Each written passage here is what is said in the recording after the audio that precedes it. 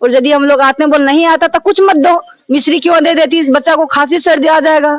तो बोला बच्चा मरा तो नहीं है ना, बोले मरने के लिए देते हैं कि पढ़ने के लिए देते हैं। नहीं कुछ नहीं मिलता। जब हम लोग मांगने जाते हैं तो बोलती है कि पत्थर में ईटा कान बांध लेती है, तुम लोग यहाँ आती है भूख मरती है क्या, ऐसे ऐसे मतलब लैंग्वेज खराब ही बोलती है जब भी बोलती है। होश में आओ, होश में आओ।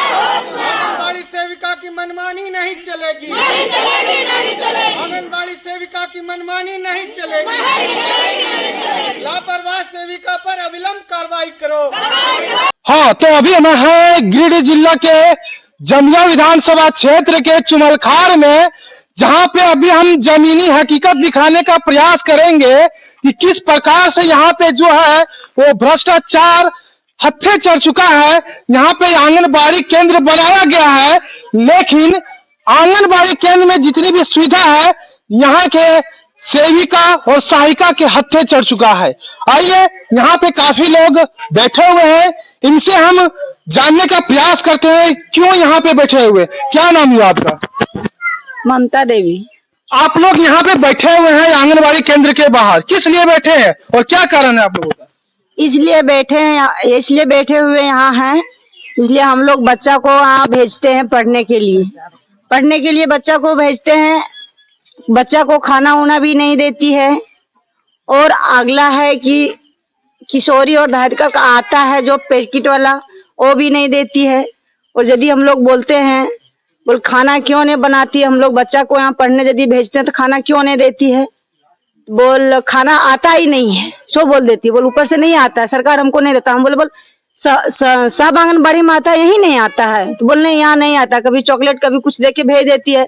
और यदि हम लोग आते हैं बोल नहीं आता तो कुछ मत दो, मिश्री क्यों दे देती, इस बच्चा को खांसी सर्दी आ जाएगा।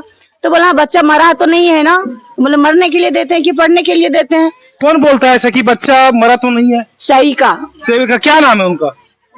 मधु देवी है। कहाँ की रहने वाली है वो? तेसरा टाड़ की रहने वाली। और बताइए, ऐसे ऐसे बातों का इस्तेमाल किया जाता है, बच्चे मर तो नहीं गए हैं, बताइए तो क्या आप लोग क्या किए जब सेविका आपको इस तरह से जवाब दिए हैं, तो आप क्या किए उसके बाद? तो हम लोग झमेला किए, बोल काहे तुम ये बात बोलेगी, बच्चा पैदा करने में नहीं बन लगता है, तुम इस तरह बोलती है। यदि तुम्हारे को बोल देगा बच्चा वो मर गया तो तुमको कैसे लगेगा। हम लोग पढ़ने के लिए देते हैं कि हाँ मरने के लिए देते हैं। तो बोला तुम क्या कर लेगी, हमको कल क्या कर लेंगे, नौकरी तुम्हारा खा जाएंगे। बोल कैसे, हमारा हस्बैंड बार बार वहीं रहता है, जहाँ से हम नौकरी किए वहीं रहता है, वहीं घूस देता है। ऐसे बोल के हम लोग जब पूरा सब जनता लोग डांट के चल गई, हम ही लोग को डांट के चल गई, झमेला करके चल पूरा झगड़ा किए थे हम लोग आके। और जब हम लोग पूरा झगड़ा किए तो इसी तरह बोल के चल गई, और फिर चोरी चपाटी करके लेके भी यहाँ सामान भी जरा सा भी नहीं रहने दी, रातों रात सामान लेके चल गई है। और उसी दिन से आंगनबाड़ी बंद है। क्या कहिएगा आप? रातों रात यहाँ से सामान गायब हो जाती है और आप लोग यहाँ के निवासी हैं, फिर भी क्या आप लोग को खबर नहीं था? नहीं कुछ खबर नहीं था इसके बारे में, मतलब झमेला हुआ था, झमेला हुआ उसके बाद मतलब 8-10 दिन यहाँ आई, मतलब पढ़ाने आई, खाना वाना नहीं बना रही थी, कोई बच्चा नहीं आ रहा था, जैसे कुछ देने लेने, अब झमेला हो गया। हम लोग भी बच्चा लाने यहाँ पहुँचाने नहीं आते थे कि हम लोग चॉकलेट और मिश्री का है बच्चा को खिलाएंगे। तो हम लोग जब नहीं आने दिए उसके बाद यहाँ से चली गई, 8-10 दिन हुआ, उसके बाद रातों रात सामान कब लेके फरार होगी हमको पता नहीं है, सब कोई ग्रामीण आदमी को किसी को पता नहीं है। अच्छा, बच्चे को मिश्री और टॉफी दे दिया जाता है, लेकिन जो स्त्री गर्भवती रहती है उनको क्या पोषक तत्व मिलता है? नहीं कुछ नहीं मिलता। जब हम लोग मांगने जाते हैं तो बोलती है कि पत्थर में ईटा कान बांध लेती है, तुम लोग यहाँ आती है भूख मरती है क्या, ऐसे ऐसे मतलब लैंग्वेज खराब ही बोलती है जब भी बोलती है। एक दिन देवो भी की, वो भी एक्सपायरी डेट लाई, फिर देखे उसको बोला एक्सपायरी डेट वाला क्या करेंगे हम लोग, बोल नहीं खाएगी तो रख दो, ऐसे इसी तरह बोलती थी। बताइए, अगर सामग्री दी भी जाती है तो ऐसी सामग्री जिसे हम सेवन नहीं कर सकते हैं, एक्सपायर हुई सामग्री को दिया जाता है, और वो भी दुर्भाग्य से दिया जाता है।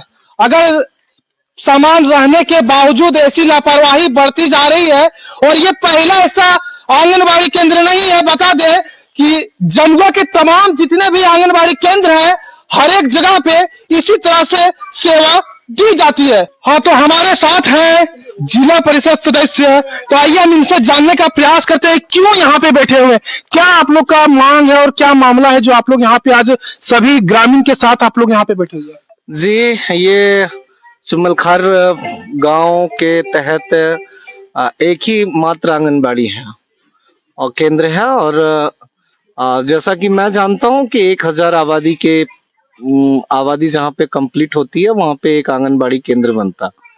और बड़ी संघर्ष के बाद हम यहाँ के ग्रामीणों का संघर्ष रहा यहाँ पर आंगनबाड़ी केंद्र बनवाने में।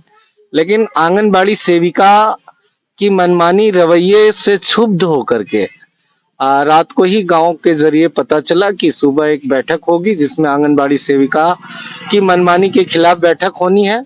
आज वही बैठक इसी आंगनबाड़ी केंद्र पर बैठे हुए हैं और आने के बाद पता चला जो ग्रामीणों की शिकायत है वो बच्चे के साथ दुर्व्यवहार, धात्री महिलाओं के साथ दुर्व्यवहार, गर्भवती महिलाओं के साथ दुर्व्यवहार और जो इनके पोषण आहार हैं वो पोषण आहार में लूटपाट जारी है।